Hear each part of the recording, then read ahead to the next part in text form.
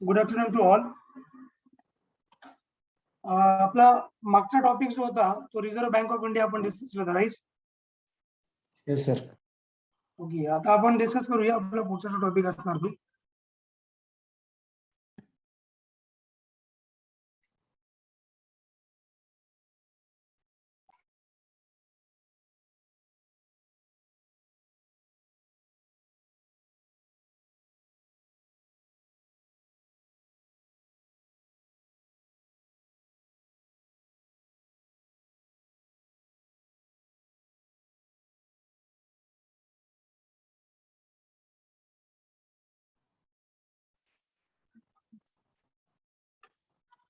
Reserve bank of India आपण discuss केलं होतं. रिझर्व्ह बँक ऑफ इंडिया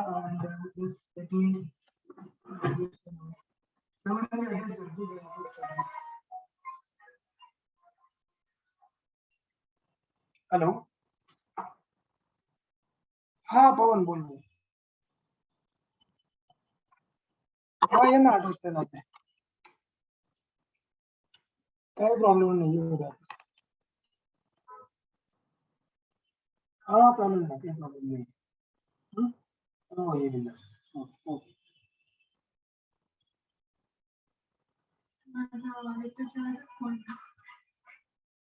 नाही, एक तर कोणी येतं, एक तर मग असे कॉल येतात. लेक्चरचा टायमिंग होता. So good afternoon all. Reserve bank of India RBI बद्दल आपण डिस्कस केलं. त्यानंतर आपण पुढे बघितलं होतं.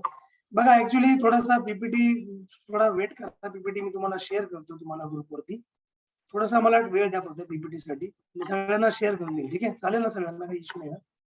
थोडं लेट झालं मला त्याच्यामध्ये ना, कसं आहे की एक वॉटरमार्क मी ऍड करून तुम्हाला पाठवून देतो. चालेल? Yes sir. थोडासा फक्त पेशन्स ठेवा. म्हणजे आज इव्हिनिंग पर्यंत मी करतो. तुम्हाला 2-4 पीपीटी मी पाठवून देईल आज, ठीक आहे? चलन निर्मिती आपण घेतली होती. वितरणातील एकाधिकारी आपण बघितला. त्याचबरोबर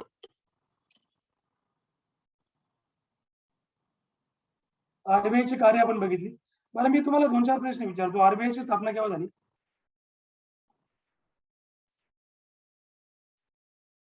आरबीआयची स्थापना केव्हा झाली? 1935. 1 एप्रिल 1935. अकॉर्डिंग विच ऍक्ट, कोणत्या कायद्यानुसार झाली होती? 1934. 1934 च्या कायद्यानुसार. ओके. अजून एक क्वेश्चन आहे. आरबीआयचे पहिले गव्हर्नर कोण बनले होते? भारतीय गव्हर्नर सर. नाही, पहिले ब्रिटिश गव्हर्नर. म्हणजे पहिलेच म्हणते, पहिले भारतीय म्हटलं की मग तो इंडियन असणार. पहिले म्हटलो की मग तो ऑल येणार. पहिला first governor of RBI when RBI was establish. जेव्हा आरबीआय इस्टॅब्लिश झाली तेव्हा पहिले गव्हर्नर कोण बनले होते?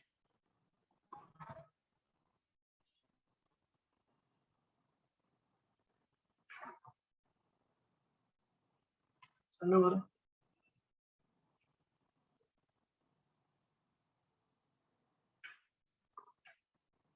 पहिले आरबीआयचे गव्हर्नर कोण होते?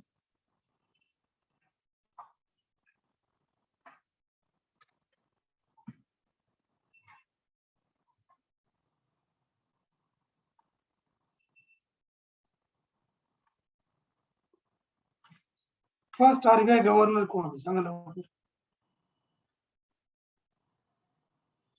बघा, सर ऑस्बॉर्न स्मिथ हे पहिले आरबीआयचे गव्हर्नर बनले होते. सेकंड क्वेश्चन, माझा पुढचा क्वेश्चन असा आहे, आरबीआयचं राष्ट्रीयकरण कोणत्या साली झालं होतं? डेट सहित सांगा. Date is important. आरबीआयचे राष्ट्रीयकरण कोणत्या साली झालं होतं? 1949. डेट सांगता सर. सांगा.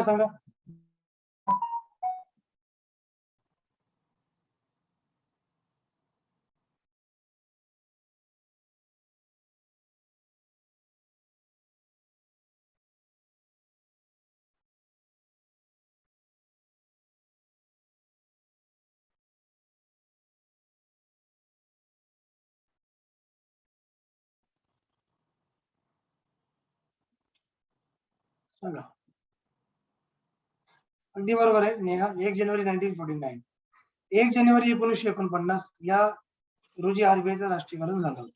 ठीक आहे. आणि आरबीआय जेव्हा राष्ट्रीयकरण झालं याचा अर्थ काय, आरबीआय जी पहिले प्रायव्हेट बॉडी होती, आरबीआय पहिले काय बनली होती, म्हणजे पहिले जेव्हा स्थापन केली गेली तेव्हा आरबीआय एक प्रायव्हेट बॉडी होती. सो त्यानंतर आरबीआय एक परमनंट बॉडी झाली, म्हणजे गव्हर्निंग बॉडी बनली होती. राष्ट्रीयकरणाचा अर्थ हाच होतो की जेव्हा प्रायव्हेट बँक्स या गव्हर्नमेंट मध्ये कन्वर्ट केल्या जातात त्यावेळेस त्याला प्रोसेसला आपण एक प्रकारे काय म्हणतो, राष्ट्रीयकरण म्हणतो, म्हणजे नॅशनलायझेशन म्हणतो. चला मग आता नॅशनलायझेशन कोणाच्या काळात झालं, नेहरू प्राईम मिनिस्टर असताना आरबीआयचं नॅशनलायझेशन झालं. आणि बाकीच्या व्यापारी बँका होत्या यांचं देखील राष्ट्रीयकरण, बरं यांचं राष्ट्रीयकरण इंदिरा गांधींनी केव्हा केलं सांगा बरं. इंदिरा गांधीने 1969 मध्ये किती बँकांचं राष्ट्रीयकरण केलं होतं सांगा फास्ट.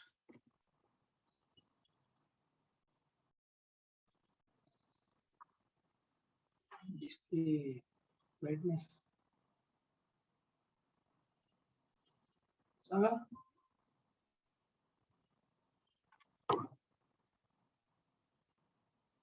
चौदा सर. हा अगदी बरोबर आहे. 14 बँकांचं राष्ट्रीयकरण केलं कधी, 1969 मध्ये. ठीक आहे. मग त्याच्यानंतर पुन्हा 6 बँकांचं राष्ट्रीयकरण केलं इंदिरा गांधींनी, ते केव्हा झालं होतं कोणी सांगू शकतो? अगेन 6 बँक्स वर नॅशनलाइज्ड.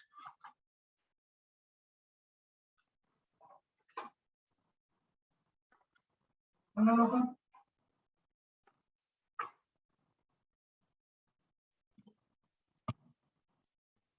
पुन्हा 6 बँकांचं राष्ट्रीयकरण, म्हणजे असं 20 बँक त्यावेळेस राष्ट्रीयकरण केलं गेलं 20 बँकांचं, ते केव्हा झालं होतं?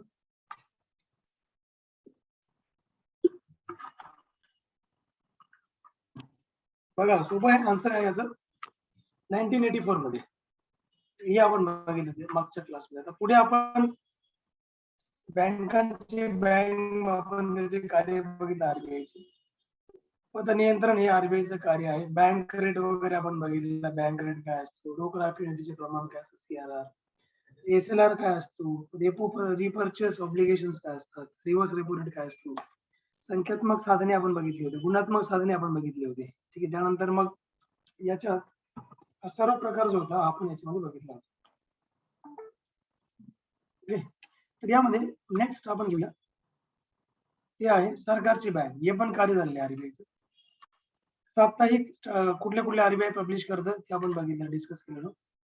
आरबीआयचा साप्ताहिक आहे statistical supplement, banking statistics, credit information review, RBI bulletin, त्यानंतर annual report, report on trends and progress of banking of India, report on currency and finance, report on state finance, हे सगळं आरबीआय हे प्रकाशने प्रसिद्ध करत असते.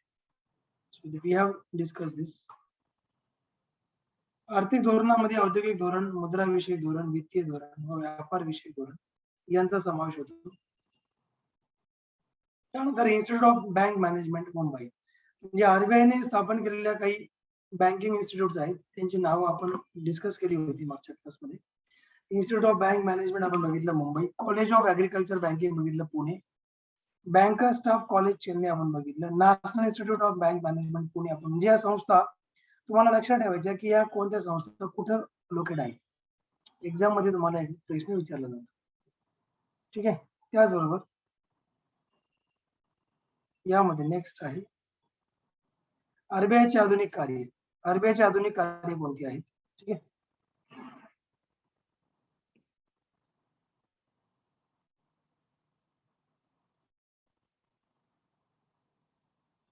बघा आरबीआयचे जे आधुनिक कार्य आहेत, एक मिनिट, आरबीआयचे आधुनिक कार्य कोणते कोणते आहेत की कृषी विषयक, म्हणजे पतपुरवठा विभाग स्थापना करणे, एसबीआयची निर्मिती, अग्रक्रम क्षेत्र योजना, कृषी पुनर्वित महामंडळ, आरबीआयची स्थापना 2 ऑक्टोबर 1975, नाबार्ड 12 जुलै 1982 एक्सेट्रा. ठीक आहे. औद्योगिक वित्त पुरवठ्यासाठी आरबीआयने काही संस्था स्थापन केल्या होत्या. आयएफसीआय, एसएफसी, आयसीआयसीआय, यूटीआय, आयडीबीआय, हुंडी बाजार, 1950 to 1970, Exim bank, import export bank आपण याला म्हणतो 1982, सिडबी आपण म्हणतो 1989, कार्य सुरुवात एप्रिल 1990. त्यानंतर आपण बघितलं बँकांचे राष्ट्रीयकरण बघितलं. राष्ट्रीयकरण झालेल्या 14 बँका आपण बघितल्या, त्यामध्ये बँक ऑफ इंडिया आहे. ठीक आहे. त्यानंतर या सगळे इन्स्टिट्यूट आपण डिस्कस केल्या होत्या. राष्ट्रीयकरणाचा दुसरा टप्पा आपण डिस्कस केला 15 एप्रिल 1980 या रोजी. एकूण राष्ट्रीयकृत बँका आपण बघितल्या. त्यानंतर भारतीय बँकिंग क्षेत्राचा विकास बघितला.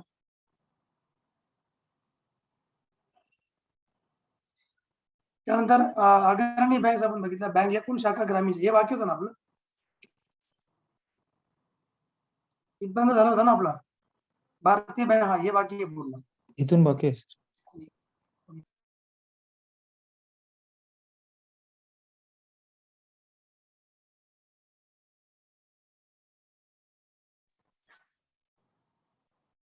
त्यानंतर एकूण राष्ट्रीयकृत बँक आपण बघितल्या. SBI हे आपलं झाले आहे.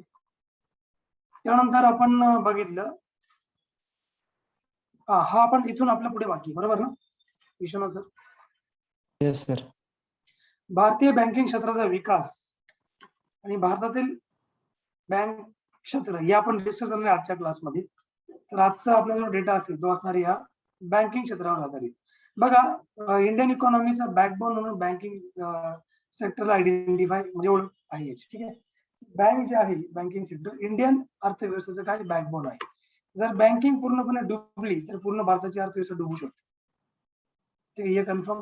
त्याबरोबर म्हणून गव्हर्नमेंटला किंवा RBI रिझर्व्ह बँक ऑफ इंडियाला वेळोवेळी पॉलिसीमध्ये बदल करावा लागतो, जेणेकरून ही बँकिंग सिस्टम जी आहे ती टिकून राहणार. ठीक आहे. भारतामध्ये बुद्ध काळात श्रेष्ठी म्हणजे तत्कालीन बँकाच होत्या. ठीक आहे, म्हणजे त्याला काय श्रेष्ठी म्हणायची ती. त्यानंतर कौटिल्य आला. कौटिल्यने सुद्धा व्याज दराचा उल्लेख केला आहे. मोगल काळात धातू चलन बँक व्यवसाय भरभराटीस आला, परंतु शास्त्रीय पद्धत नव्हती त्यावेळेस. 18व्या शतकात ईस्ट इंडिया कंपनीने स्वतःचा बँकिंग व्यवसाय सुरू केला. कंपनी मुंबई आणि कोलकाता येथे एजन्सी हाऊसची स्थापना केली, परंतु त्यांना स्वतःचे भांडवल नव्हते. म्हणून भारतातील प्रथम बँक युरोपियन बँकिंग पद्धतीवर आधारित होती. विदेशी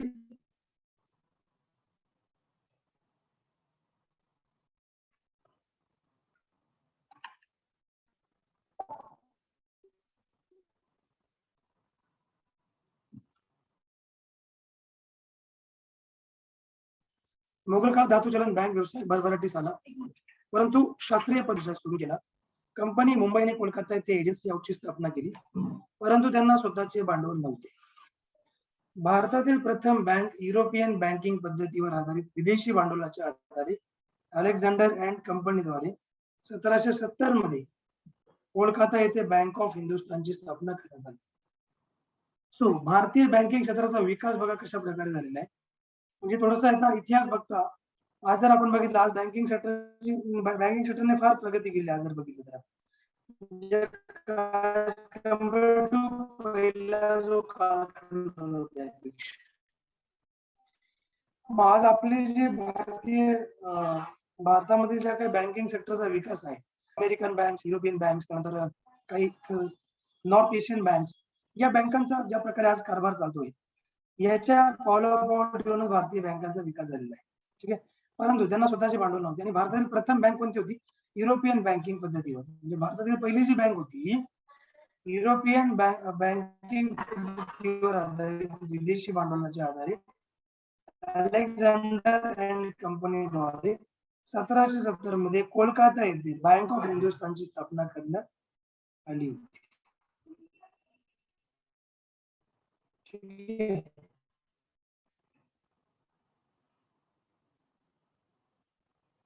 त्यानंतर जनरल बँक ऑफ इंडियाची स्थापना झाली.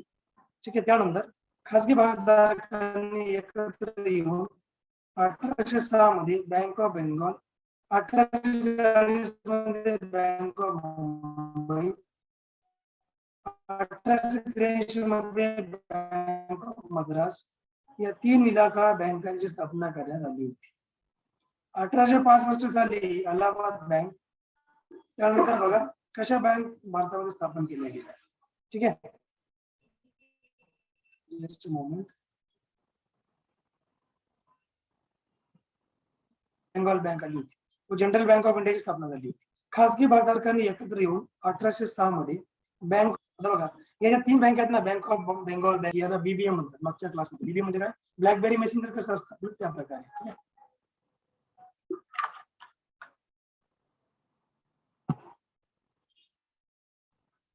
बँक ऑफ बेंगॉल ची स्थापना केवळ 1806 मध्ये. मग त्यानंतर ना बघा इथे लगेच तुम्हाला 1840 मध्ये बँक ऑफ मुंबईची स्थापना झाली. 1843 मध्ये बँक ऑफ मद्रास या 3 इलाका बँकांची स्थापना करण्यात आलेली आहे. 1865 साली Allahabad bank, 1881 alliance bank of Shimla, 1901 people's bank of India, भारतीय लोकांनी संचलित केलेली प्रथम बँक म्हणजे 1881 मध्ये स्थापन झालेली अवध कमर्शियल बँक ही होती. तर बघा हा सगळा डेटा तुम्ही लक्षात ठेवायचा. इन केस तुम्हाला पेअरिंग मध्ये जर एक्झाम मध्ये विचारलं 1901, तर बघा ह्याच्या 3 साल आहेत ना, म्हणजे बँक ऑफ अलाहाबाद. बरं मला एक सांगा, भारतातली पहिली बँक कोणती होती? एनीवन? SBI. ओके, जर मी तुम्हाला विचारलं जुनी बँक कोणती तर एसबीआय सांगायचं. पहिली बँक कोणती असे विचारलं तर बँक ऑफ हिंदुस्थान सांगायचं. जुनी बँक एसबीआय, कारण बँक ऑफ हिंदुस्थानचा आता अस्तित्व नाही. ती बँक डिझॉल्व्ह केलेली आहे, बरोबर, त्यामुळे आता त्याचं अस्तित्व नाही राहिलं. ती 17th सेंचुरी मध्ये स्टार्ट केली गेली होती. आता एसबीआय तुम्हाला सांगतो ना मी, तुमचा एसबीआय जे आहे ना 1806, 1840 आणि 1843, ठीक आहे, या 3 ज्या बँका आहेत ना यांची मिळून इम्पिरियल बँक तयार झाली होती. कोणती? या 3 इलाका बँक या यांची मिळून इम्पिरियल बँकची स्थापना केली गेली होती 1921 मध्ये. त्यानंतर याच्यापासूनच तयार काय झालं, याच्यापासून आरबीआय एसबीआय तयार झाली होती 1956 मध्ये, 55 म्हणा, 56 ला ते त्याचं फंक्शन चालू झालं होतं, ठीक आहे.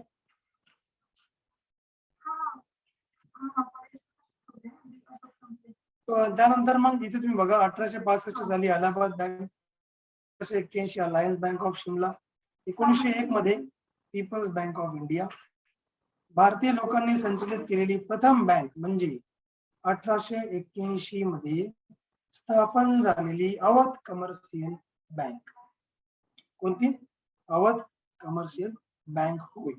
सो 1894 मध्ये स्थापन झालेली पंजाब नॅशनल बँक ही पुनर्रूपाने प्रथम भारतीय बँक होती.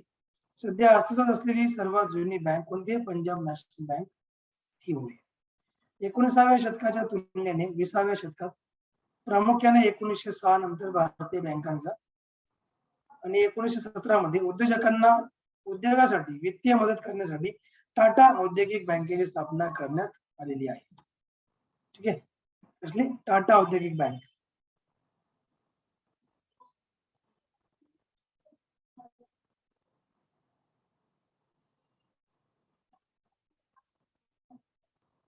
शेड्यूल्ड व्यापारी बँक, अनुसूचित बँक, याला अनुसूचित बँक पण आपण म्हणतो, शेड्यूल्ड व्यापारी बँकेला. ज्या बँकांचा समावेश आरबीआयच्या कायद्याच्या दुसऱ्यावर सूचित केला जातो व व्यापारी बँकांच्या मुदती 5 लाखाच्या वर आहे अशा बँकांना आरबीआय शेड्यूल्ड बँकेचा दर्जा देते. नॉन शेड्यूल्ड बँक, अनुसूचित ज्या बँकांचा समावेश आरबीआयच्या कायद्याच्या दुसऱ्या सूचित केला जात नाही त्यांना नॉन शेड्यूल्ड बँका असे म्हटलं जातं. भारतीय बँकांची प्रगती जून 2009 पर्यंत होती, तुम्ही लक्षात घ्या, ठीक आहे. बँक एकूण शाखा, ग्रामीण शाखा पर्सेंटेज आपण इथे बघूया, ठीक आहे. बघा बँक एकूण ग्रामीण शाखा आता कोणत्या कोणत्या तुम्ही बघा. अग्रक्रमण म्हणजे अग्रक्रम म्हणजे सगळ्यात पहिल्या क्रमाला कोणत्या कोणत्या बँक आहेत? स्टेट बँक बँक आहे बघा. यांच्या शाखा किती आहे तुम्हाला मी सांगतो. आता इथे जी एसबीआय बँक आहे ना, एसबीआय बँकेच्या शाखा पूर्ण जगामध्ये लक्षात घ्या, पूर्ण जगामध्ये. असं नाही की एसबीआय फक्त भारतामध्येच आहे, म्हणजे एसबीआय भारतीय बँक आहे पण एसबीआयच्या ज्या शाखा वगैरे असतात त्या सर्वत्र पसरलेल्या आहेत. बरं मला सांगा एसबीआयचं हेडक्वार्टर कुठे आहे, कोण सांगेल? एसबीआयचं हेडक्वार्टर कुठे आहे, कोण सांगेल? एनीवन? आन्सर द्या मला अनम्यूट करून.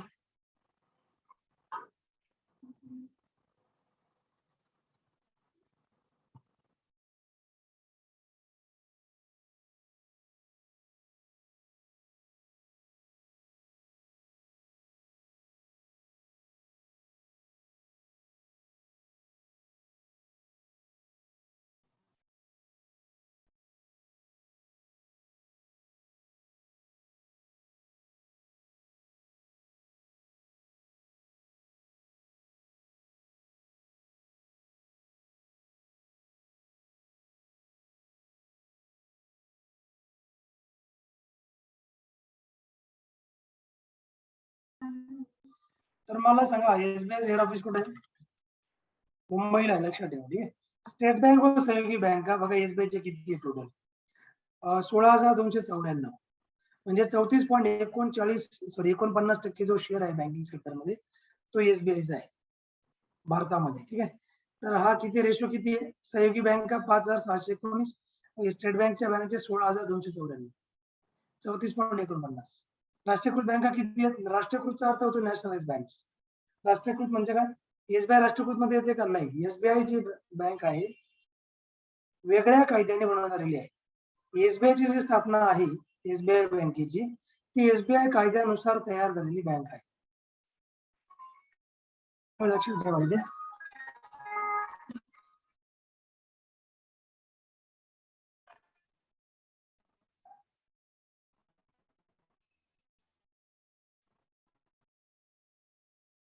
ठीक आहे. त्यानंतर तिथे बघा स्टेट बँक राष्ट्रीयकृत बँका. सो राष्ट्रीयकृत बँका टोटल किती? 39,703. आता जरी ते एसबीआयचा शेअर जास्त आहे ना पण एसबीआयची जी आपण म्हणतो ना एसबीआय कडे जो इन्व्हेस्टमेंट आहे जो फंडिंग आहे एसबीआयची म्हणजे कॅपिटल जास्त आहे एसबीआयची म्हणून तो शेअर त्यांनी दिलेला आहे. जरी 16,000 ब्रँचेस आहेत ऑल तुमच्या इंडिया लेवलला तरी त्यांची जी शेअरिंग आहे ती 34 कॅपिटल 34.49 एवढं त्यांचं कॅपिटल आहे. राष्ट्रीयकृत बँका किती आहेत? 39,703. बघा खूप येते.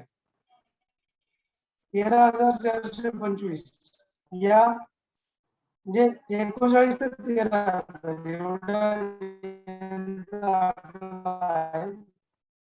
33.81 यांची शेअरिंग आहे. म्हणजे कॅपिटल 851 ते 11,664 76.61. प्रादेशिक ग्रामीण बँका ग्रामीण लेवलला जरा कसं ग्रामीण भाग जास्त मोठा आहे इंडियाचा. रिजनल रुरल बँक्स ग्रामीण लेवलला काम करतात बरोबर. मग तुम्ही जर बघितलं याच्यामध्ये तर जास्त शेअरिंग कोणाची?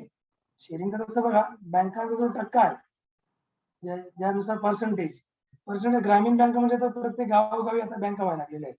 ठीक आहे. एकूण सार्वजनिक क्षेत्रातील बँका किती आहेत? 71,196.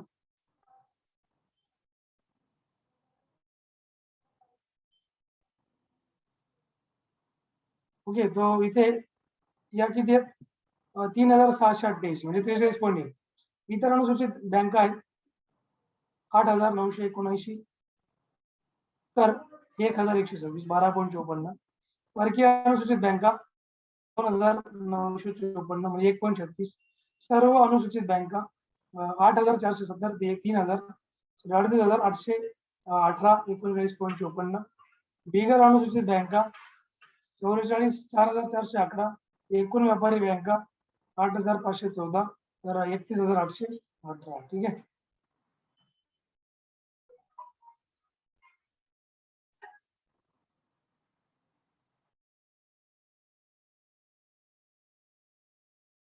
पुढे आपण काय घेतलेलं आरबीआय कायदा. आता अनुसूचित व बिगर अनुसूचित बँका आपण डिस्कस करू. अनुसूचित व बिगर अनुसूचित बँका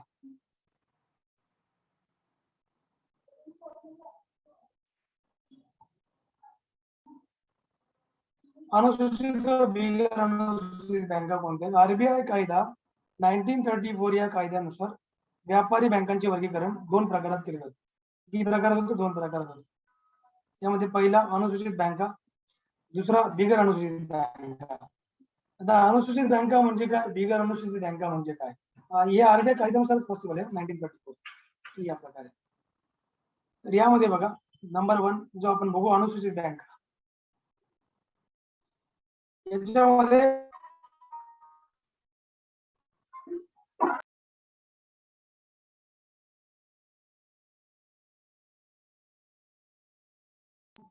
ज्या बँकांचा समावेश आरबीआय कायदा 1934च्या दुसऱ्या अनुसूचीमध्ये करण्यात आला आहे त्यांना अनुसूचित बँका असे म्हणतात.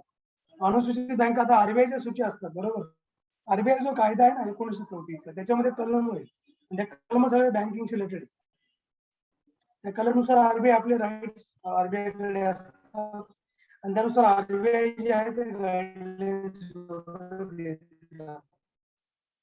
ज्या बँकांचा समावेश आरबीआय कायदा 1934च्या दुसऱ्या अनुसूचीमध्ये करण्यात आला आहे त्यांना आपण अनुसूचित बँका असे म्हणतात. लक्षात घ्या. So this is very important. त्यानंतर निकष काय आहेत? त्या बँकेचे भाग भांडवल व राखीव निधी 5 लाख रुपयांपेक्षा कमी नसणे. त्या बँकेचे सर्वसाधारणपणे आपल्या ठेवीदारांच्या हितासाठी काम करावे. ठीक आहे. त्यानंतर सुविधा कुठल्या कुठल्या आहेत? तर बघा, अशा बँकातील खात्यांना सुरक्षितता व पतमूल्य प्राप्त होते. या बँका आरबीआय कडून बँक दराने कर्ज मिळवण्यास प्राप्त ठरतात.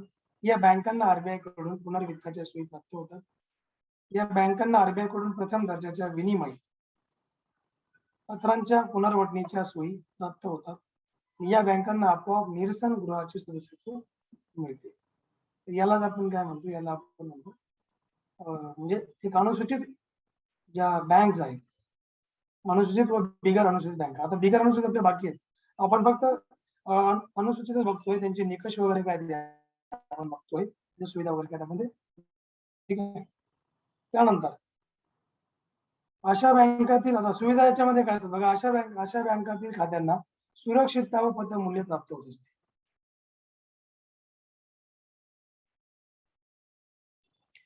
सुरक्षितता आणि पतमूल्य प्राप्त होत असते. त्यानंतर या बँका आरबीआय कडून बँक दराने कर्ज मिळवण्यास प्राप्त ठरतात. ठीक आहे. आणि या बँकांना आरबीआय कडून पुनर्वित्ताच्या सोयी देखील प्राप्त होतात. या बँकांना आरबीआय कडून प्रथम दर्जाच्या विनिमय पत्रांच्या पुनर्वटणीच्या ठीक आहे सोयी प्राप्त होतात. या बँकांना आपोआप निरसन गृहाचे सदस्यत्व मिळते. कसला? निरसन गृहाचे यांना सदस्यत्व याच्यामध्ये यांना मिळते. ठीक आहे. त्याबरोबर याच्यावर काही बंधने असतात बघा, आरबीआयने काही बंधने घातली असतात बघा. आरबीआय असं नाही की आरबीआय काही सगळ्यांना सूट देते, फ्रीडम देते, असं काही नसते याच्यामध्ये.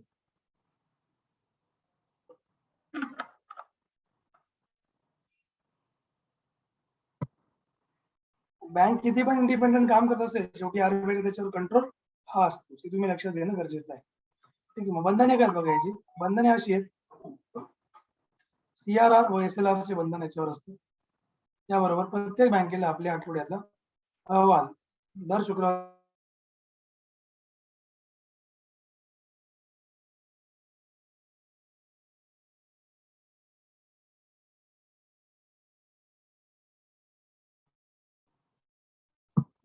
सर्व निर्देशांचे पालन करावे लागते.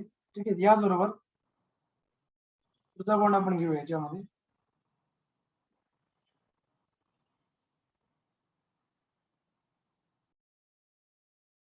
बँकांचा समावेश.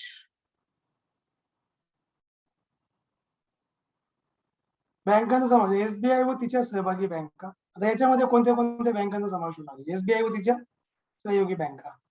त्यानंतर राष्ट्रीयकृत बँका देखील याच्यामध्ये असणार आहेत. प्रादेशिक ग्रामीण बँकांचा याच्यामध्ये समावेश होतो. भारतीय खासगी अनुसूचित बँका, परकीय बँका, राज्य सहकारी बँका, बिगर अनुसूचित बँका. बघा, सॉरी हा जो पॉईंट आहे ना, एक मिनिट मला आम्ही इथे सेपरेट करून देतो, म्हणजे मला लगेच लक्षात येऊन लागेल.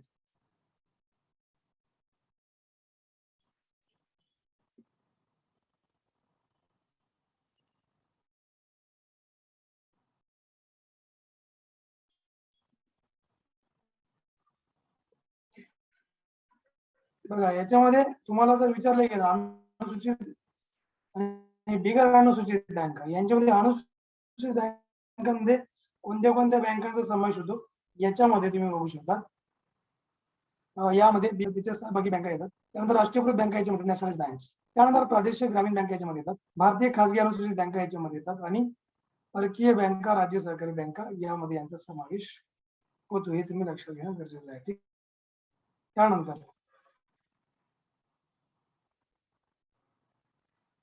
पुढचा पॉईंट बघा, बिगर अनुसूचित बँका. यामध्ये ज्या बँकांचा समावेश आरबीआय कायदा 1934च्या दुसऱ्या अनुसूचीमध्ये करण्यात आलेला नाही त्यांना बिगर अनुसूचित बँका असे म्हणतात.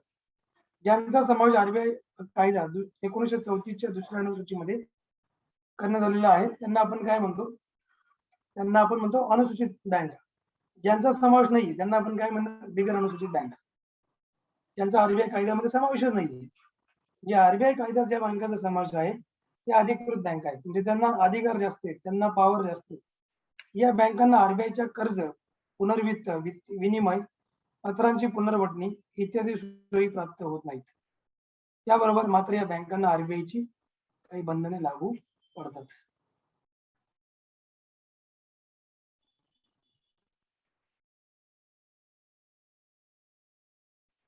आपण डिस्कस केलं याच्यामध्ये. त्यानंतर पुढचा मुद्दा बँकांचा समावेश. याच्यामध्ये बँकांचा काय समावेश होतो आपण बघूया. सो बघा, याच्यामध्ये नंबर 1 आहे भारतीय खासगी बिगर अनुसूचित बँका, म्हणजे जिल्हा मध्यवर्ती सहकारी बँका, प्राथमिक सहकारी पतसंस्था, या बँकांचा याच्यामध्ये समावेश होतो. ठीक आहे.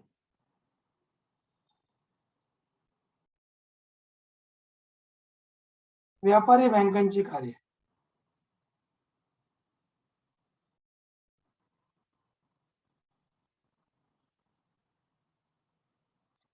बघा, व्यापारी बँकांची कार्य. व्यापारी बँकांची कार्य कोणती कोणती आहेत? व्यापारी बँका म्हणजे याला कमर्शियल बँक आपण म्हणतो इंग्रजीमध्ये. व्यापारी बँकांची कार्य कोणती कोणती आहेत तुम्हाला मी सांगतो याच्यात. बघा,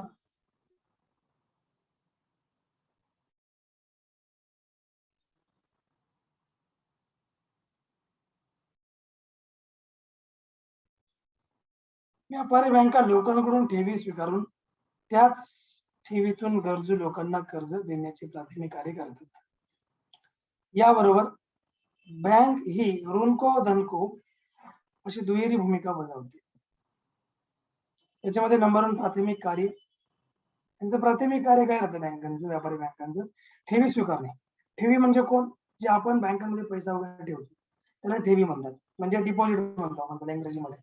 जे डिपॉझिट स्वीकारणे व कर्ज देणे यांना बँकांचे प्राथमिक कार्य मानले जाते. समजा कस्टमर आहे, कस्टमर लोन पाहिजे असते, हे लोन पण देतात, कारण यांना लोन मध्ये जास्त प्रॉफिट असतो बँकांना, कारण यांना इंटरेस्ट जास्त चार्ज करतात. आपण ज्या ठेवी देणार, बँकेत ठेवणार, आपण जे डिपॉझिट ठेवणार बँकेकडे, तर बँक त्याला तितका इंटरेस्ट देणार नाही जितका इंटरेस्ट बँक बाकी त्यांच्या कस्टमरला लागू करणार. ठीक आहे. तसे त्यांना बँकेची अंमलबजावणी कार्य मानले जातात. त्यानंतर ठेवी स्वीकारणे. बघा, आता पहिलं कार्य काय बँकेचं? ठेवी स्वीकारणे आहे. ठीक आहे. ठेवी स्वीकारणे याच्यामध्ये पहिलं आहे मागणी देय ठेवी किंवा चालू ठेवी. नंबर 1 आहे ज्या ठेवीचे पैसे मागणी करताच परत द्यावे लागतात त्यांना मागणी देय ठेवी असं म्हटलं जातं. त्यांना म्हणजे बघा, ज्या ठेवीचे पैसे मागणी करताच परत द्यावे लागतात. समजा तुम्ही आज बँकेत गेले, 1 लाख रुपये डिपॉझिट केले आणि तुम्हाला ते पैसे काढायचे रिटर्न, तुम्ही काढू शकता. ठीक आहे. म्हणजे ते तुमचे बघा, बँकेमध्ये कसे प्रकार असतात, कोणी एफडी करतं, फिक्स डिपॉझिट वगैरे, कोणी काय करतं, कोणी वेगळ्या याच्यामध्ये इन्व्हेस्ट करतं बँकेमध्ये. पण कधी कधी आपण जे अकाउंटवर जे सेव्हिंग वर म्हणा, करंट अकाउंटवर जो बॅलन्स राहतो तो एक प्रकारे आपण त्याला ठेवी म्हणजे मागणी देय. मागणी म्हणजे ऑन डिमांड. तुम्ही आज 1 लाख ठेवले, उद्या तुम्हाला लगेच 1 लाख काढायचे, तुम्ही काढू शकता जाऊन बँकेमध्ये, बँक लगेच तुम्हाला देऊन टाकेल. ठीक आहे. कारण बँकांचा टर्नओव्हर हा काहीतरी कोट्यवधी रुपयांमध्ये असतो. एसबीआयचा लाख कोटीमध्ये काहीतरी टर्नओव्हर आहे. एसबीआय कॅपिटल एसबीआयकडे. आणि खात्यातून केव्हाही व कितीही रक्कम काढता व ठेवता येते. तुम्ही लक्षात, किती रक्कम खात्यावर काढता येते किंवा ठेवता येते. 5 लाख ठेवा, 4 लाख ठेवा, ते तुम्हाला दुसऱ्या दिवशी काढायचं, तुम्ही काढू शकता. खात्यावर धनादेशाची सोय असल्यास त्याद्वारे व्यवहार केला जाऊ शकतो. ठीक आहे. त्याबरोबर पुढचा मुद्दा याच्यामध्ये आहे मुदत ठेवी. आता मुदत ठेवी म्हणजे काय?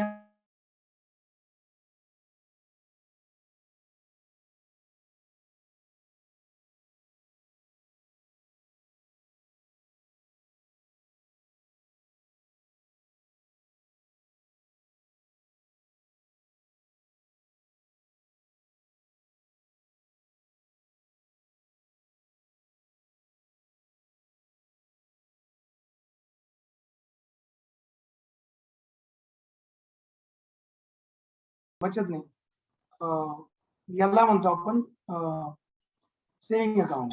ठीक आहे. सो बचत बँका, बचत म्हणजे सेव्हिंग, त्याला आपण सेव्हिंग म्हणतो. बचत बँका अल्पावधीसाठी गुंतवू शकतात, म्हणून बँका त्यावर अल्पदराने व्याज ठेवतात.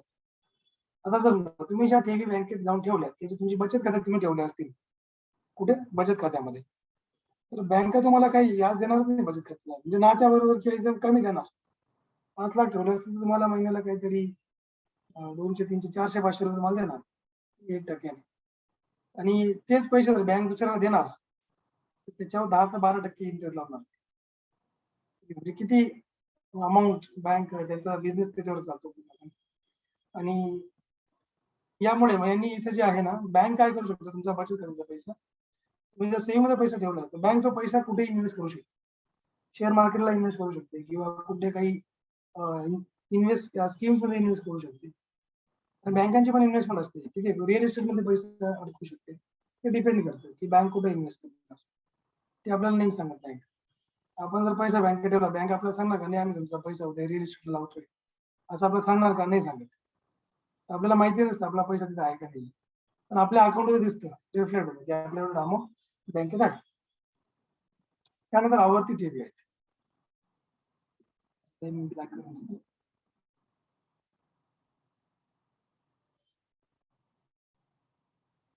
ओके आवर्ती ठेवी म्हणजे काय दरमहा ठराविक रक्कम एका विशिष्ट मुदतीपर्यंत भरल्यास मुदती अखेर व्याजासह ठेवी परत केली जाते. ठेवी रक्कम दर महिन्याला वाढत जाते. ठेवीवर बचत खात्यांपेक्षा जास्त मात्र मुदत ठेवीपेक्षा कमी दराने व्याज मिळत असते.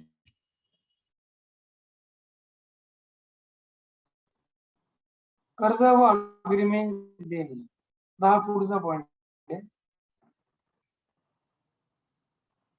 ओके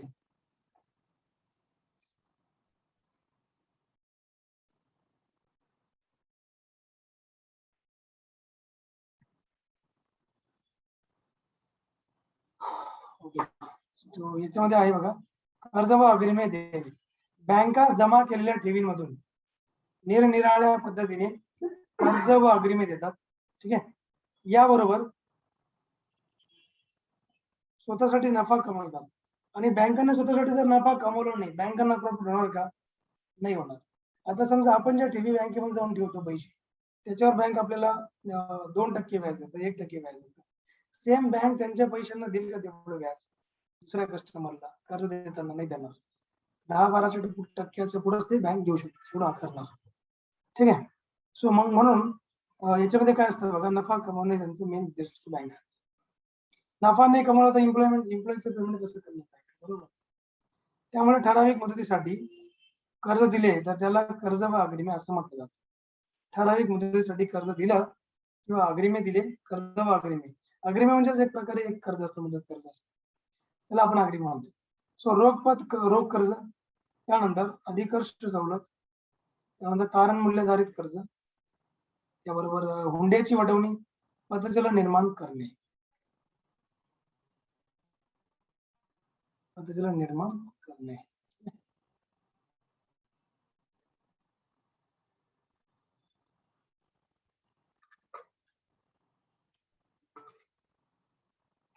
दुय्यम अनुषंगिक कार्य म्हणजे काय बँकांवर असलेल्या दुय्यम कार्यांचे वर्गीकरण एक प्रातिनिधिक हा वर्ड इम्पॉर्टंट आहे. एक प्रातिनिधिक कार्य व सर्वसाधारण सेवा कार्य असे केले जाते. याच्यामध्ये नंबर 1 आहे प्रातिनिधिक कार्य 2 आहे सर्वसाधारण सेवा कार्य.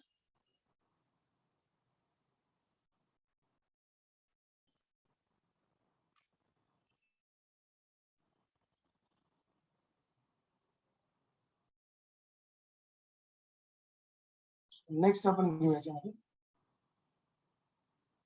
ठीक आहे. ही पीपीटी आपण इथं डिस्कशन केलेलं आहे. तुम्हाला मी नेक्स्ट टॉपिक आता हा टॉपिक आपला झालेला आहे याच्यामध्ये ठीक आहे. जर तुम्हाला इन केस एक्झाम मध्ये विचारला गेला क्वेश्चन लक्षात ठेवा तर आपण हा जो टॉपिक आहे पूर्णपणे आपण डिस्कस केला. बँकांचा समावेश बिगर अनुसूचित बँका त्यानंतर हे सगळं आपण डिस्कस केलं आजच्या क्लासमध्ये. पीपीटी मी तुम्हाला शेअर करणार नक्कीच करणार नाही असं नाही. Let me have some time थोडा वेळ द्या तुम्हाला ठीक आहे.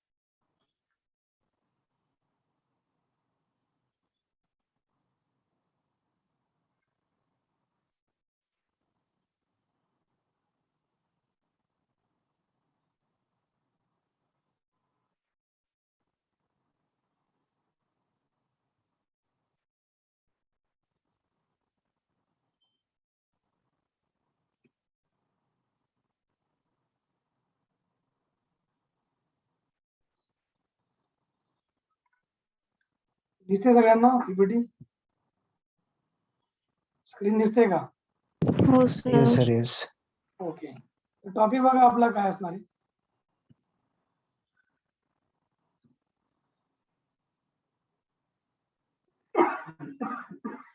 भारतातील विकास बँका हा आपला टॉपिक असेल. भारतातील विकास बँका. जगातील पहिली विकास बँक कोणती होती? सोसायटी जनरल द बेल्जिक म्हणजेच बेल्जियम. 1922 मध्ये या बँकेची स्थापना झाली होती. And this was the first bank in the world. जगातील पहिली विकास bank. First bank in the world नाही, फर्स्ट डेव्हलपमेंट बँक. म्हणजे आपल्याला हा टॉपिक असा इंग्रजीमध्ये की डेव्हलपमेंट बँक्स इन इंडिया. भारतातील विकास बँका यामध्ये नंबर 1 जगातील पहिली विकास बँक कोणती होती? सोसायटी जनरल द बेल्जिक, बेल्जियमला होती 1922. बरोबर. आशियातील पहिली विकास bank industrial bank of Japan 1909. भारतातील पहिली विकास बँक टाटा औद्योगिक बँक 1970. कोलकाता औद्योगिक बँकेची स्थापना 1919 मध्ये करण्यात आली होती. तर बघा या सगळ्या बँकांची तुम्ही लिस्ट लिहून घ्या, नोट डाऊन करून घ्या वाटल्यास. खूप इम्पॉर्टंट आहे, ज्यामध्ये तुम्हाला क्वेश्चन विचारले.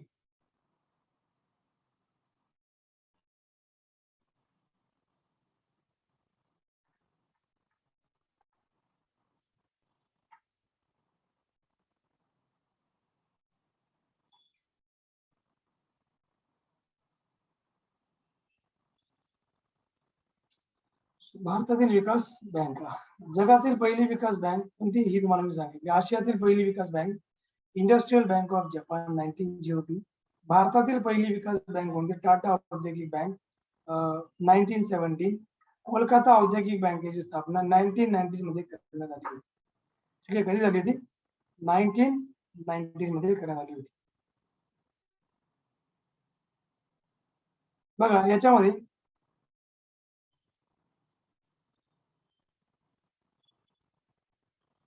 एक मिनिट.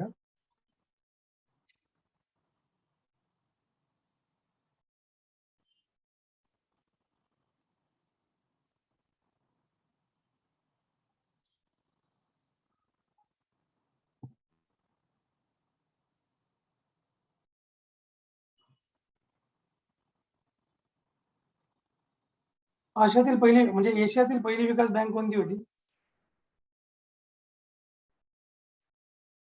एशियातील पहिली विकास bank industrial bank of Japan 1902 होती.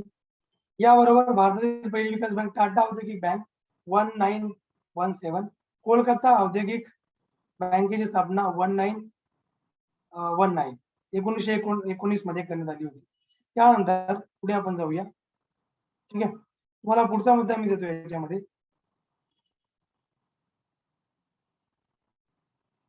बघा नेक्स्ट पॉइंट काय? भारतीय औद्योगिक पतपुरवठा महामंडळ. भारतीय औद्योगिक पतपुरवठा महामंडळ. आता यानुसार या महामंडळाची स्थापना केव्हा झाली होती? बघा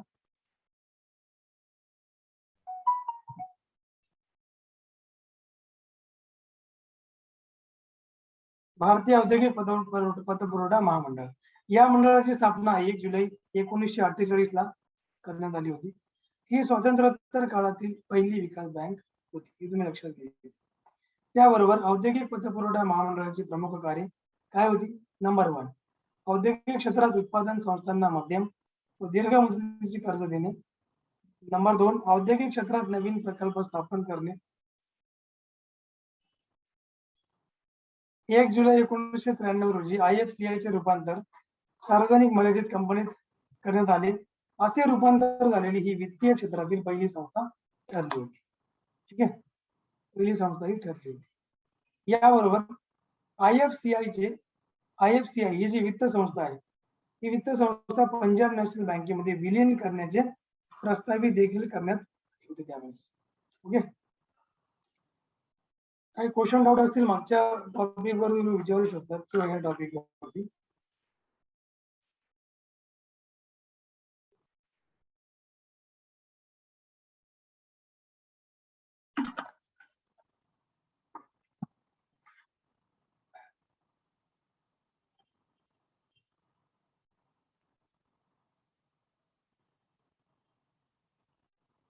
Doubt question you have, you can ask right now.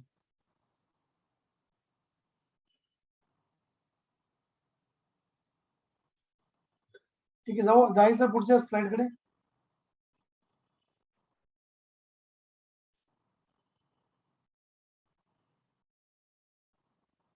Next slide वर जायचं का? Yes. ओके.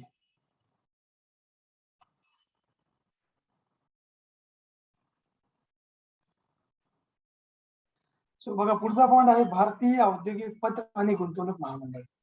ठीक आहे, भारतीय औद्योगिक पत आणि गुंतवणूक महामंडळ यामध्ये industrial credit and investment corporation of India, ज्याला आपण ICICI म्हणतो.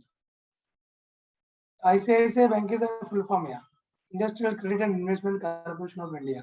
ICICI बँक आहे ना ती. आता बघा, भारतीय औद्योगिक पत आणि गुंतवणूक महामंडळ याची स्थापना वगैरे आपण बघूया. ICICI ची स्थापना केव्हा झाली? 5 जानेवारी 1955. मुख्यालय कुठे आहे? मुंबईला आहे. याचा उद्देश काय? खासगी क्षेत्रातील उद्योगपतींना मदत करणे. खासगी क्षेत्रामधील जे उद्योगपती त्यांना मदत करणे एक प्रकारे.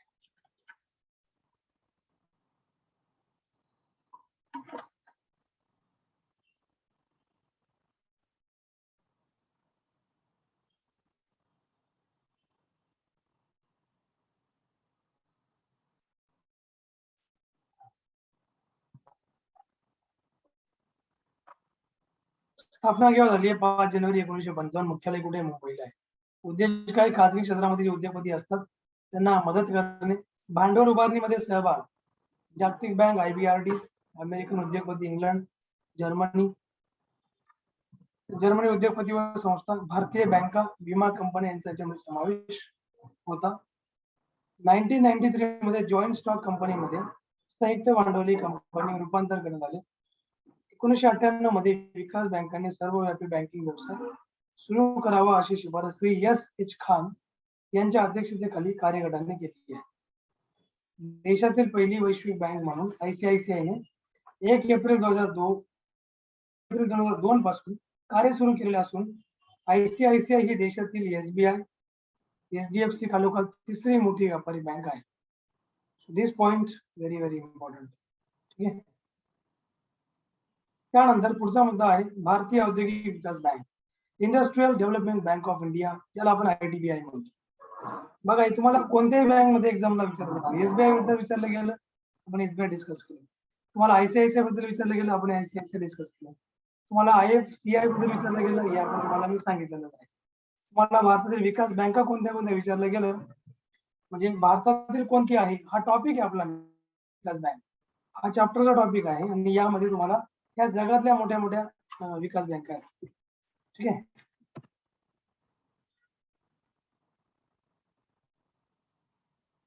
पुढे बघा, भारतीय औद्योगिक विकास बँका यामध्ये industrial development bank of India IDBI 1 जुलै 1964 रोजी औद्योगिक विकास बँकिंग क्षेत्रातील शिखर संस्था म्हणून IDBI ची स्थापना केली. 1975 ला RBI कडून मालकी केंद्र सरकारकडे हस्तांतरित झाली होती. 16 फेब्रुवारी 1976 ला स्वायत्त संस्था म्हणून स्थान देण्यात आले याला. या बँकेचे मुख्यालय कुठे आहे? मुंबईला आहे.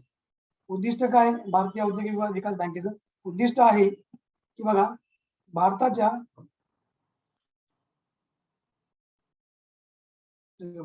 औद्योगिक विकास बँकांमधील सर्वोच्च शिखर संस्था म्हणून IDBI कार्य करते. इंडस्ट्रियल बँक आहे, ठीक आहे, औद्योगिक विकास बँक. IDBI या वित्त संस्थेने 2004 मध्ये बँकेत रूपांतर करण्यात आली याला. ठीक आहे, IDBI या वित्त संस्थेला 2004 मध्ये बँकेत रूपांतर करण्यात आले आणि तिचे नाव आता IDBI लिमिटेड असं करण्यात आले आहे. IDBI लिमिटेड फुल फॉर्म काय? IDBI चा industrial development bank of India. आणि IDBI ला लिमिटेड केलं असून ती आता देशातील 28वी सार्वजनिक क्षेत्रातील बँक ठरलेली आहे. 28 नंबरची पब्लिक सेक्टर बँक आहे.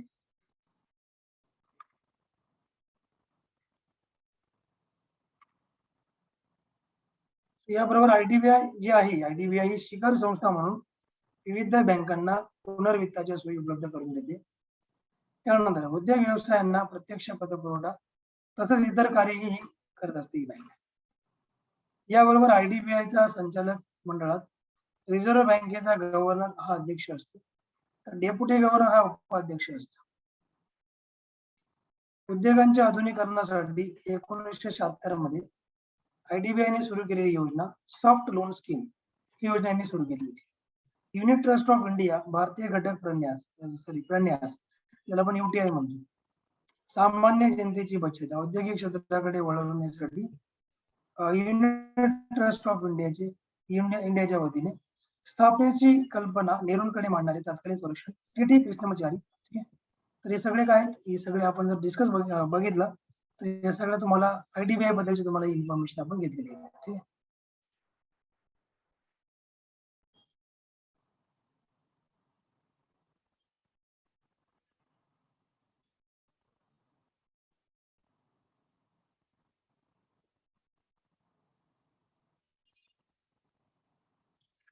त्यानंतर बघा पुढील पॉईंट आहे मध्यमवर्गीय व अल्प उत्पन्न गटाच्या बचती एकत्र करून या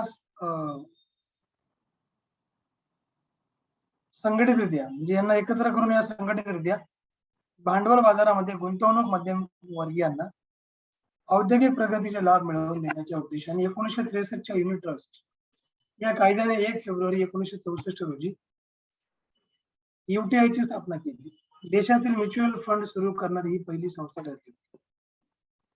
UTI ही गुंतवणुकीची मध्यस्थ संस्था म्हणून कार्य करते. UTI ही सामान्य नागरिकांना युनिट विक्री करून बचती एकत्र करून पैसा भांडवल बाजारामध्ये गुंतविते. गुंतवणुकीवर मिळणारा लाभ युनिट धारकांमध्ये वाटण्यात येतो.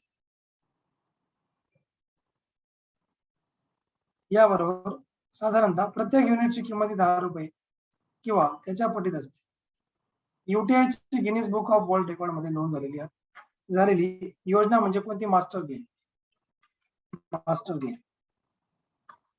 2001 साली झालेल्या केतन पारिख या घोटाळ्यामुळे UTI अडचणीत आली होती.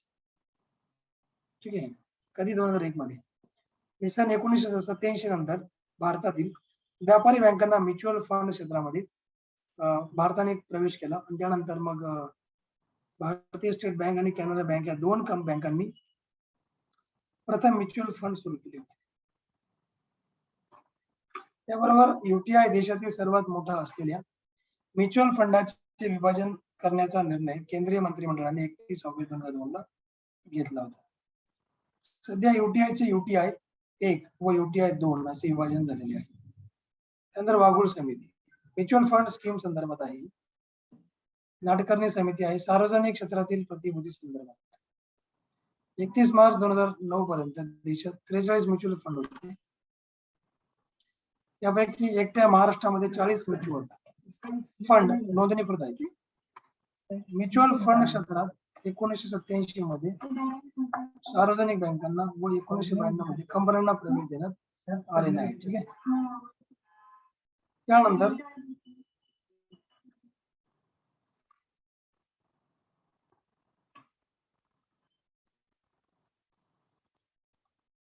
भारतीय लघु उद्योग विकास बँक भारतीय लघु उद्योग विकास बँक स्थापना कधी झाली? Small industries development bank of इंडियाची सिडबीची स्थापना 2 एप्रिल 1990 या वर्षी याची स्थापना झाली. याचं मुख्यालय कुठे आहे? लखनौला आहे. लक्षात घ्या. सिडबी ही IDBIच्या संपूर्ण मालकीची एक संलग्न संस्था म्हणून स्थापन झाली. सप्टेंबर 2000 मध्ये सिडबीला IDBI पासून विभक्त केले गेले व IDBI कडे जो होता हा सार्वजनिक बँका जसे LIC, GIC व इतर संस्थांना देण्यात आले होते.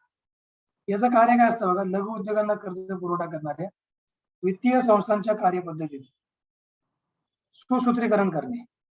त्यानंतर राज्य वित्तीय महामंडळ स्टेट फायनान्शियल कॉर्पोरेशन देशात सर्वत्र पसरलेल्या लघु उद्योग छोट्या उद्योगांच्या विकासासाठी व त्यांची वित्तीय गरज पूर्ण करण्यासाठी संसदेने राज्य वित्तीय महामंडळ कायदा 1951 साली केला होता. या कायद्यानुसार प्रत्येक राज्यातील लघु व छोट्या उद्योगांना वित्त पुरवठा करण्यासाठी SFC स्थापना करावी अशी तरतूद करण्यात आली होती. या कायद्यानुसार 25 सप्टेंबर 1953 ला भारतातील पहिले राज्य वित्तीय मंडळ पंजाब सरकारने स्थापन केले होते. सध्या भारतामध्ये 18 राज्य वित्तीय महामंडळ कार्यरत आहेत. मार्च 1949 मध्ये राज्य पातळीवरील पहिले महामंडळ राज्यात मार्च 1949 मध्ये राज्य पातळीवरील पहिले महामंडळ मद्रास राज्यात स्थापन झाले. त्याचे नाव आहे तामिळनाडू औद्योगिक गुंतवणूक महामंडळ. ठीक आहे, असं त्याचं नाव होतं.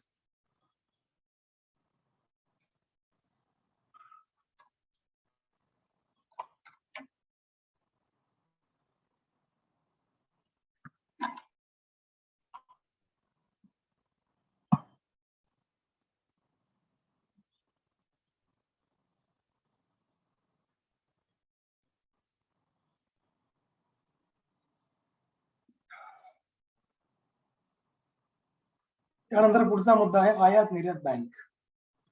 याला आपण म्हणतो Exim bank of India. Exim bank म्हणजे इम्पोर्ट एक्सपोर्ट बँक आपण याला म्हणतो. एक्स म्हणजे एक्सपोर्ट आणि IM म्हणजे इम्पोर्ट. ठीक आहे.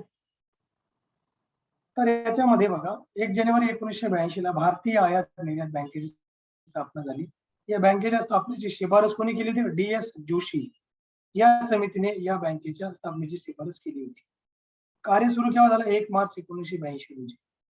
उद्दिष्ट काय होतं? आयात निर्यातदारांना पतपुरवठा करणारी सर्वोच्च संस्था म्हणून यांनी कार्य केले होते. भारतीय औद्योगिक विकास बँकेच्या आंतरराष्ट्रीय पतपुरवठा विभागाची आयात निर्यात क्षेत्राला होणाऱ्या पतपुरवठ्याची जबाबदारी स्वीकारणे परराष्ट्र व्यापारातील सर्वोच्च संस्था म्हणून ही बँक कार्य करते. एक्झिम बँकेचे मुख्यालय कुठे? मुंबई.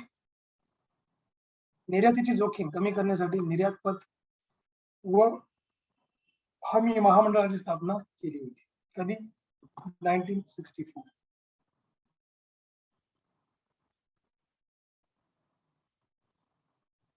1964. ठीक आहे.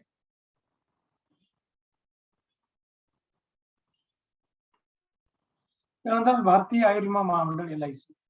LIC सगळ्यांना माहिती आहे, LIC ऑफ इंडिया. भारतीय आयुर्विमा महामंडळ आपण याला म्हणतो LIC ला. जनतेची बचत राष्ट्र उभारणीच्या कार्यास लावण्यासाठी बघा, जनतेची काय बचत राष्ट्र उभारणीच्या कार्यास लावण्यासाठी सरकारने 245 खासगी विमा कंपन्या ताब्यात घेऊन 1 सप्टेंबर 1956 रोजी भारतीय आयुर्विमा महामंडळाची स्थापना केली होती.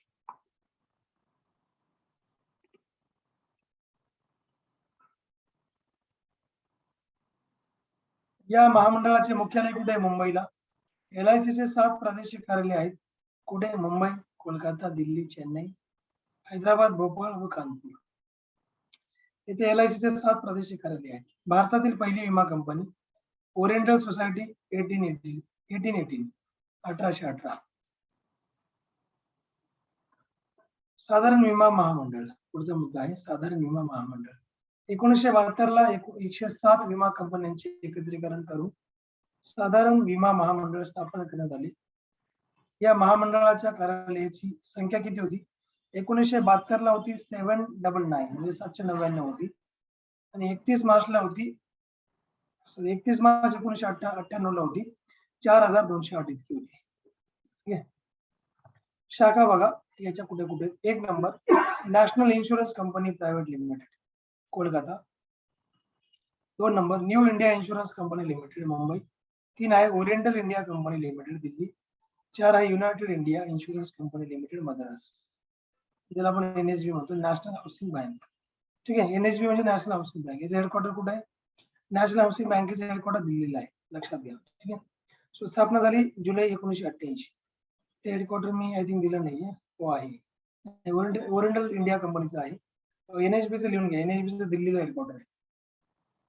गृह बांधणी विकास वित्त महामंडळ SDFC housing development finance corporation limited. स्थापना केव्हा झाली? 1977 मध्ये.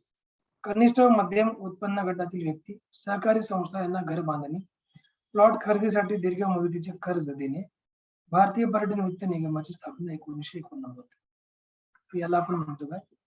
साधारण विमा महामंडळ. सो या प्रकारे आपण डिस्कस केली. त्यानंतर पुढील आहे मुद्दा भारतीय औद्योगिक गुंतवणूक bank industrial investment bank of India.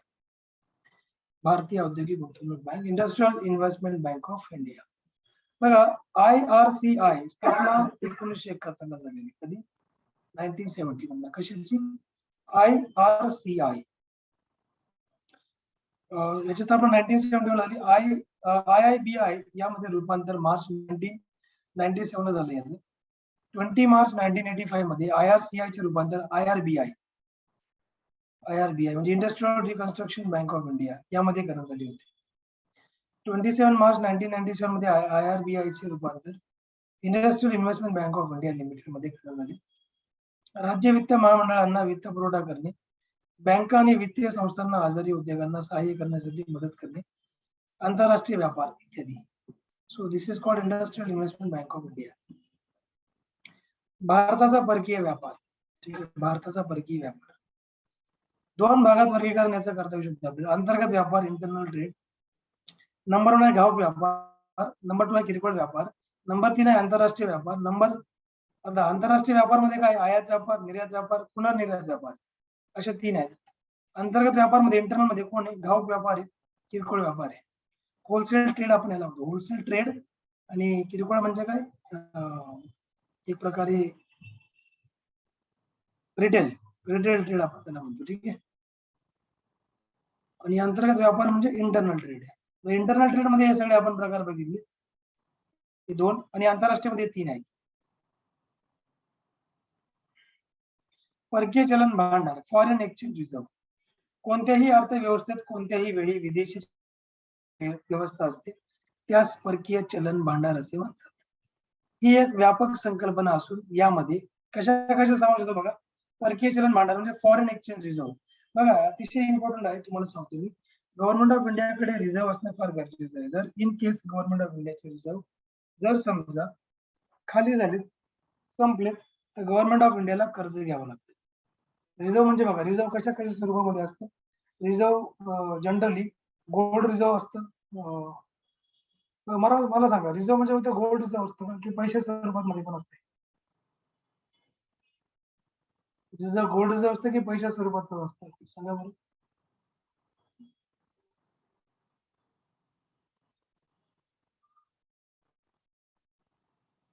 आता समजा इंडियाला suppose India wants to buy some goods from America USA, त्यावेळेस इंडिया काय त्यांना रुपये देणार का?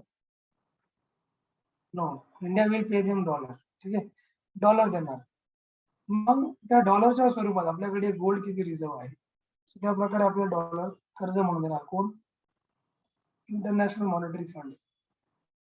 इंटरनॅशनल मॉनिटरी फंड किंवा वर्ल्ड बँक. त्या प्रकारे. तर फॉरेन एक्सचेंज रिझर्व्ह ना ही एक व्यापक संकल्पना असून यामध्ये विदेशी मुद्रा भांडार RBI कडे असते. विदेशी मुद्रा म्हणजे जो फॉरेन मनी असतो ना, तेव्हा सोन्याच्या स्वरूपात तर असतेच. गोल्ड रिझर्व्ह पण असतो, तो पण RBI कडे असतो. RBI सोनं भांडार. आणि मुद्रा भांडार पण असतो. मुद्रा हा RBI कडे असतो. डॉलर जेवढा पण असतो तेवढा RBI कडे असतो. तुम्ही कधी लक्षात घ्या. जेवढे जास्त फॉरेनर्स भारतामध्ये व्हिजिट करणार तेवढा भारताकडे फॉरेन रिझर्व्ह क्रिएट होणार, तेवढा भारताला डॉलर मिळणार. म्हणून इंडियाने ना सगळ्यात जास्त फोकस टुरिझम सेक्टर मध्ये केला पाहिजे. कारण आज युरोप जे आहे टुरिझम मध्ये नंबर 1 आहे. सो तुम्ही जर बघितलं यांचे सगळ्यात जास्त जो रेव्हेन्यू आहे ना तो फक्त आज टुरिझम करणं म्हणजे एक प्रकारे अट्रॅक्शन होतं देशाकडे आपली. ठीक आहे. त्या प्रकारे आज मलेशिया देखील टुरिझमचा खूप मोठा डेस्टिनेशन आहे. बघितलं असेल ते ओशन वगैरे, बीच वगैरे खूप जबरदस्त बनवलेलं आहे. ठीक आहे. तर RBI स्वर्ण भांडार gold reserve. So SDR special drawing right IMF मधील वाटा. RIP reserve tranche position IMF कडील सुरक्षित रक्कम. सो हे सगळं आहे फॉरेन एक्सचेंज रिझर्व्ह मध्ये. नेक्स्ट, ही एका प्रकारे IMF मधील देशाची पद असते ज्याद्वारे परकीय चलन तात्काळ उपलब्ध होऊ शकतं. या चारींना एकत्र करून कोणत्याही देशाचा परकीय चलन साठा तयार होतो, यास आपण फॉरेक्स असं म्हणतो. आणि फॉरेन एक्सचेंजचे लघुरूप असते, तुम्ही लक्षात घ्या. चलनाचा विनिमय दर जगामध्ये सर्व देशांची अर्थव्यवस्था एक दुसऱ्यांवर अवलंबून असते. त्यासाठी चलनाचे मूल्य निर्धारण विनिमय दर झाले पाहिजे. म्हणजेच विनिमय दर हा निर्धारित केल्याशिवाय वैश्विक व्यापार असंभव आहे. जगातील विविध चलनाचे विनिमय दर निर्धारित करणाऱ्या आंतरराष्ट्रीय व्यवस्थेस मुद्रा व्यवस्था असे आपण म्हणतो. या विनिमय दर खालील 3 संस्था ठरवू शकतात. विनिमय दर म्हणजे काय, एक्सचेंज रेट जो असतो तो त्याला आपण विनिमय दर म्हणतो. बघा इथे तुम्हाला मी दिलेला आहे फॉरेन एक्सचेंज रिझर्व चलन भांडारामध्ये याला विनिमय दर आपण म्हणतो. तर हे कोण ठरवतो आंतरराष्ट्रीय लेवलला विनिमय दर? IMF ठरवतो. मार्केट सुद्धा तो एक कंट्री ठरवतो, इंटरनॅशनल मॉनिटरी फंड IMF. चलनाच्या विनिमय दराचे प्रकार. चलनाचे जे विनिमय दर आहेत यांचे प्रकार किती प्रकार? चलनाच्या विनिमय दराचे प्रकार बघा, स्थिर विनिमय दर म्हणजे फिक्स्ड करन्सी रेट हा पहिला याच्यामधला दर आहे. या व्यवस्थेमध्ये IMF द्वारे सदस्य राष्ट्रांच्या विनिमय दरात किंवा विनिमय दर जो असतो तो निश्चित केला जातो. या व्यवस्थेमध्ये IMF द्वारे सदस्य राष्ट्रांच्या चलनाचा विनिमय दर हा निश्चित करण्यासाठी जगातील पाच सर्वात महत्वपूर्ण चलनाच्या दरावरून एक बास्केट तयार केला जातो व ज्या देशात स्थिर विनिमय दर वापरत असतील ते देश त्या बास्केट दराची तुलना करून विनिमय दर ठरवत असतात. नंतर आहे मुक्त विनिमय दर 2 नंबरचा, त्याला आपण फ्लोटिंग करन्सी रेट म्हणतो. ज्यावेळेस बाजारातील शक्तींवर मार्केट फोर्स आधारित विनिमय दर व्यवस्था असते त्यास मुक्त विनिमय दर असे म्हणतात, म्हणजेच floating currency rate. So very important, लक्षात ठेवा.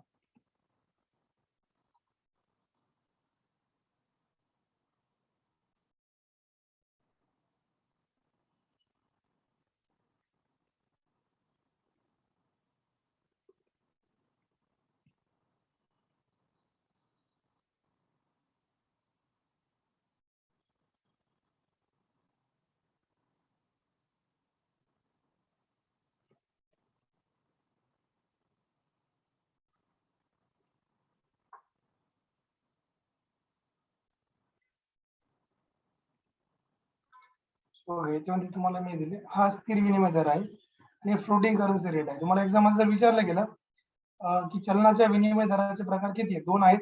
फिक्स करन्सी रेट आहे, 2 आहे फ्लोटिंग करन्सी रेट आहे. फ्लोटिंग करन्सी रेट म्हणजे काय? ज्यावेळेस बाजारातील शक्तींवर मार्केट फोर्स म्हणजे आधारित विनिमय दर व्यवस्था असते त्याला आपण मुक्त विनिमय दर असे म्हणतो. इंग्लंडमध्ये 1960च्या दशकापर्यंत स्थिर विनिमय दर वापरला होता, पण 1960च्या दशकात इंग्लंडमध्ये परकीय चलनाचे संकट गंभीर बनले आणि त्यांनी मुक्त विनिमय दर. त्यानंतर पुढचा आहे नियंत्रित विनिमय दर, मॅनेज एक्सचेंज रेट आपण त्याला म्हणतो. जेव्हा स्थिर व मुक्त विनिमय दराचे एकत्रीकरण करून ज्यावेळेस त्या दरावर शासन नियंत्रण ठेवते, त्या रेटवर कोण नियंत्रण ठेवतो? शासन. त्यावेळेस त्यास नियंत्रित विनिमय दर असे म्हणतात. आज जगामध्ये बहुतांश देशांनी मुक्त विनिमय दर स्वीकारलेला आहे, पण ज्यावेळेस विनिमय दर खूपच उग्र होतो त्यावेळेसच सरकार त्यामध्ये हस्तक्षेप करते. पुढे आहे व्यवहार तोड, बॅलन्स ऑफ पेमेंट. एका आर्थिक वर्षात भारताच्या जगातील सर्व देशांची झालेल्या सर्व प्रकारच्या व्यापाराचा एकत्रित ताळेबंद म्हणजे व्यवहार. यात खालील 2 बाबी येतात, कुठल्या बघूया आपण. व्यवहार तोडला अजून एक नाव बॅलन्स ऑफ पेमेंट आपण म्हणतो. बघा 2 प्रकारच्या इकॉनॉमी मध्ये 2 या कॉन्सेप्ट इम्पॉर्टंट आहेत. एक बॅलन्स ऑफ पेमेंट, दुसरे बॅलन्स ऑफ ट्रेड. ठीक आहे. चालू खाते, करंट अकाउंट. चालू खाते म्हणजे काय? चालू खाते म्हणजे करंट अकाउंट. याचा अर्थ काय होतो की हा शब्द 2 अर्थ सूचित करतो. करंट अकाउंट पहिला कुठला आहे? फर्स्ट आहे एखाद्या व्यवसाय किंवा कंपनीद्वारे बँकेत काढलेले अकाउंट पहिला. दुसरा आहे याच्यामध्ये तो म्हणजे विदेशी व्यवहारांसंबंधी ज्यामध्ये सर्व चालू स्वरूपाच्या आयात निर्यातीचा समावेश होतो. भारतामध्ये या खात्याचे प्रबंधन केले जाते. यामध्ये कमी कालावधीसाठी होणाऱ्या व्यवहारांचा समावेश होतो. वस्तू व सेवांच्या अल्प कालावधीसाठीचा व्यापार म्हणजे चालू खातं होय. याचे 2 प्रकार पडतात. पहिला आहे दृश्य खातं, ज्याला व्यापार खातं म्हणतात किंवा वस्तू व्यापार खाते आपल्याला म्हणतो. यामध्ये आपल्याला दिसू शकणाऱ्या वस्तू व्यापाराचा समावेश होतो, म्हणून त्यास दृश्य खात्यावर व्यापार असे म्हणतात. जसे एक्झाम्पल बघा, पेट्रोल आयात, साखर निर्यात एक्सेट्रा. त्यानंतर 2 बघा, अदृश्य खाते, सेवा व्यापार खाते.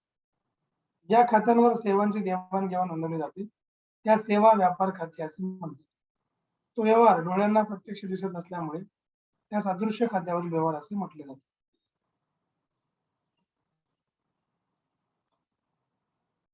पुढे आहे कॅपिटल अकाउंट, भांडवली कॅपिटल अकाउंट. जगातल्या विविध देशांमध्ये होणाऱ्या सर्व दीर्घ मुदतीच्या व्यवहारांची नोंद भांडवली खात्यावर होते. यामध्ये परकीय कर्ज तसेच एफडीआय यांचाही समावेश होतो कॅपिटल अकाउंट मध्ये. भारतामध्ये या खात्याचे प्रबंधन कोण करते? आरबीआय करते. म्हणजे याचं नियंत्रण कोण करतं? आरबीआय कडे असतं. भारतीय प्रतिभूती व विनिमय मंडळ, securities and exchange board of India, SEBI. Okay, हा पूर्ण पॉइंट डिफरंट आहे.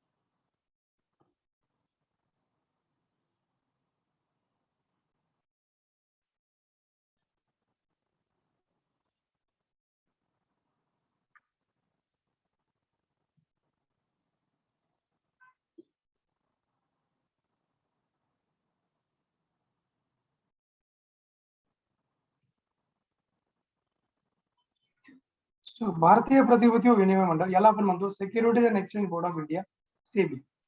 सेबी म्हणजे काय बघा, शेअर मार्केट तुम्हाला माहिती आहे. शेअर मार्केटवर जे नियंत्रण ठेवलं ते कोण करतं? कारण शेअर मार्केटमध्ये कसे व्यवहार चालू आहेत, म्हणजे फसवायचे काम तर नाही चालू आहे ना. म्हणजे एखादी कंपनी आपले शेअर घेतली तर शेअर किती त्यांचे ऑथेंटिक आहे.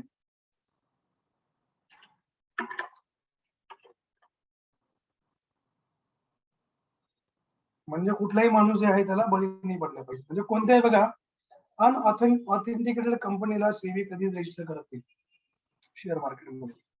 फेक फेक कंपन्या जास्त त्यांना. ठीक आहे. आणि अशा प्रकारे तुम्हाला माहिती आहे, जसं सुब्रता रॉय जे बंगालचे नाही याचे होते बघा हेड. सुब्रता रॉय पुणे वॉरियरची क्रिकेट टीम होती, त्यांचे ते हे होते, ओनर होते आयपीएलची टीम. तर त्यांनी बऱ्याच लोकांना म्हणजे जवळपास 20,000 करोडचा त्यांनी घोटाळा केला शेअर मार्केटमध्ये. तर ते आज पण जेलमध्ये आहेत, लक्षात घ्या. सो सेबी जे आहे, जे चुकीच्या ऍक्टिव्हिटीज, इलिगल ऍक्टिव्हिटीजला थारा देत नाही. अशी ऍक्टिव्हिटीज आढळली सेबी डायरेक्ट त्यांना बॅन करते, त्यांना अटक होऊन जाते.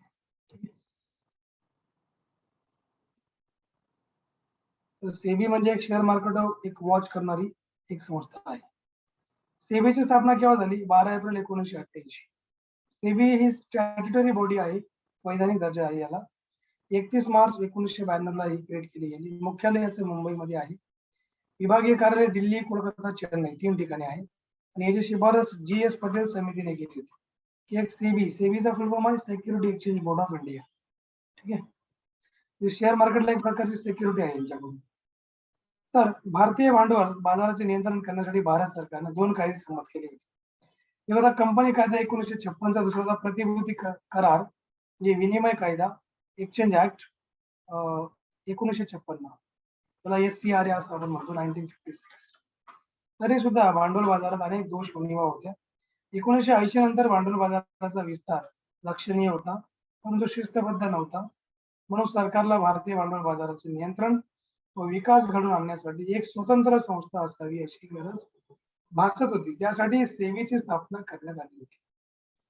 GS पटेल समितीच्या शिफारशीच्या आधारावर एक अवैधानिक संस्था म्हणून 12 एप्रिल 1988 रोजी सेबीची स्थापना करण्यात आली व 31 जानेवारी 1992 रोजी सेबीला वैधानिक दर्जा व विस्तृत अधिकार देण्यासाठी राष्ट्रपतीचा वटहुकूम जो होता तो प्रसिद्ध करण्यात आला होता. कालांतराने सेबी बिल संसदेत संमत करण्यात येऊन 31 मार्च 1992 पासून सेबीला स्वायत्त व वैधानिक दर्जा देण्यात आला होता. एप्रिल 1998 मध्ये भारत शासनाने सेबीला संपूर्ण भांडवली बाजाराचा नियंत्रक म्हणून घोषित केलेले आहे. सेबीचे मुख्यालय मुंबईला आहे आणि बाकीच्या ऑफिसेस आहेत त्यांचे रिजनल ऑफिसेस कोलकाता, दिल्ली, चेन्नईला, असे तिचे 3 विभागीय कार्यालय, याला रिजनल ऑफिस आपण असं म्हणतो. ठीक आहे, विभागीय कार्यालय. सेबीचे व्यवस्थापन हे 6 सदस्यीय संचालक मंडळांमार्फत केलं जातं. किती? 6 व्यवस्थापन, म्हणजे व्यवस्थापन 6 लोक आहेत त्यांचे मॅनेजमेंट बघणारे. निवृत्त पोलीस अधिकारी दत्तात्रय शंकर सोमन हे सेबीचे काही काळ सल्लागार होते. आर्थिक गुन्हेगारी रोखण्यासाठी काय करता येईल याविषयी सेबीला त्यांनी सल्लागाराच्या भूमिकेत मदत केली होती.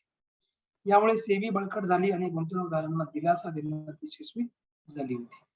अजय त्यागी हे सध्या सेबीचे चेअरमन आहेत. कोण? अजय त्यागी. सेबीचे उद्दिष्ट बघा.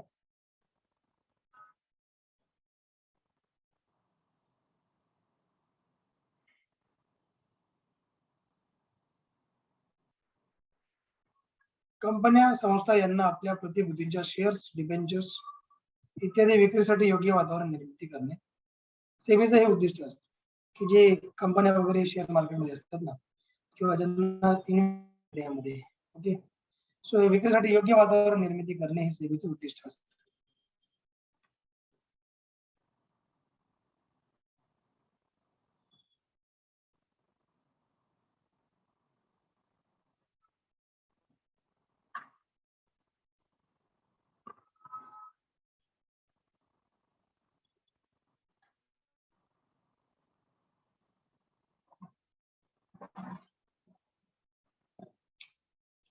त्यानंतर गुंतवणूकदारांचे जे हित आहे,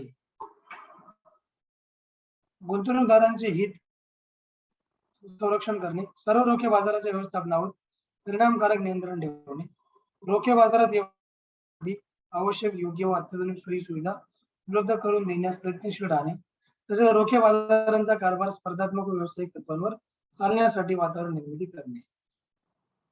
सेबीची कार्यपद्धती काय काय असते बघा. सेबी 3 घटकांसाठी काम करत असते. कुठले कुठले? प्रतिभूती निर्गमक जे सिक्युरिटी एक्सचेंज, गुंतवणूकदार 2 नंबर, बाजारातील मध्यस्थ आणि बाजार. सेबीची महत्वाची कार्य काय असतात? कार्यकारी प्रमुख म्हणून सेबी गैरव्यवहारांची तपासणी आणि त्यावर कारवाई करते. कायदेपालक म्हणून नियंत्रणाचे सर्व कायदे करण्याचा सेबीला अधिकार देण्यात आलेला आहे. न्यायालयीन प्रमुख म्हणून घोषणा, नियम, आदेश करण्याचा सेबीला अधिकार आहे. रोखे बाजार व इतर प्रतिभूती बाजारातील व्यवहारांचे नियंत्रण करणे व त्यावर देखरेख ठेवणे, दलाली नोंदणी, त्यांच्या व्यवसायाचे नियमन व नियंत्रण करणे, रोखे बाजारातील गैरव्यवहारावर नियंत्रण ठेवणे, गुंतवणूकदारांच्या हितांचे संरक्षण करणे, इनसाइडर ट्रेडिंग वर लक्ष ठेवणे. हा सगळा प्रकार आहे.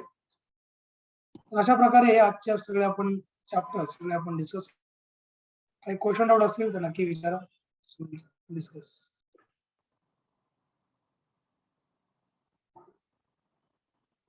Any question, any doubt you have, you can ask me. Right.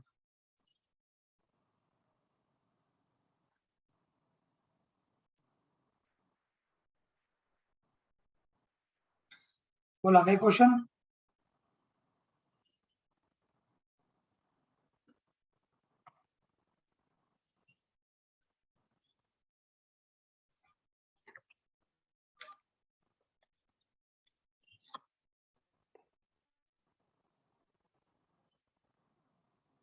बोला. any doubt क्वेश्चन असतील तर विचारा बिंदास.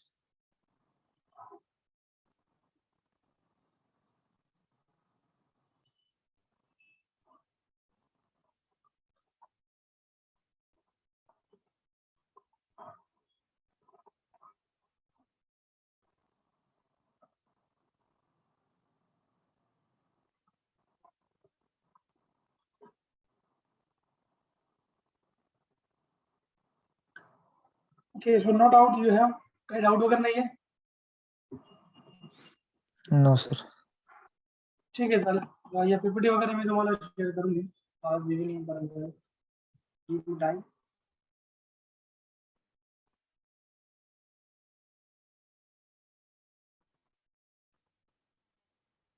ठीक आहे, आजचा आपण क्लास एंड करूया. Thank you so much. Okay sir, thank you sir. Yes.